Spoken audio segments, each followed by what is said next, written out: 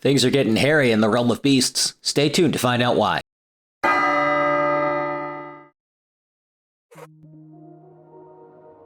Hey, this is Clint with Bowles, and we're talking about the new Season of War Thondia, the brand new campaign book coming to Warhammer Age of Sigmar now. It brings a lot of exciting things to the game that is going to be an absolutely essential buy for any collectors, regardless of if you play open play, narrative play, or matched play. So, Season of War Thondia comes with a lot of new stuff. Like I said, for every style of play, you've got new things to add to your matched play games, new battalions, new grand strategies, new battle tactics. If you're a fan of narrative play, then you've got a new Anvil of Apotheosis for Ghurish creatures. If you're a fan of open play, you got new stuff to bring in the army. New campaigns, fighting in the realm of Thondia, all sorts of exciting things. The coolest thing in Season of War Thondia is actually a toss-up for me. It's either going to be that new terrain that you're getting with Strongpoint Thondia, or the Kronspine Incarnate of Ghur. The terrain is a little bit higher on my list, as cool as the Incarnate is, because it's just going to bring so many cool things to your game. It's going to bring new tactics, because your tactics kind of rely around controlling that.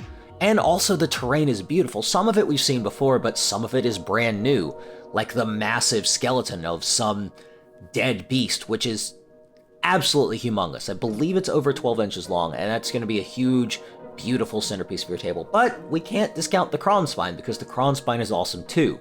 It's dynamic, it's tall, it's circled around that crystal of Ghur. So really, there's so many cool things in this book that it's really hard to pick one, but I definitely say it's either the Incarnate or the terrain.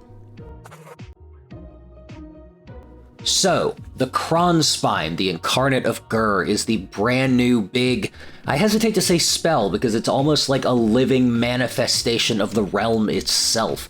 It's kind of like an endless spell, but even worse, because it's got stats. It's like if you take an endless spell and a monster and crash them together. And the Kronspine is the first Incarnate that we've seen.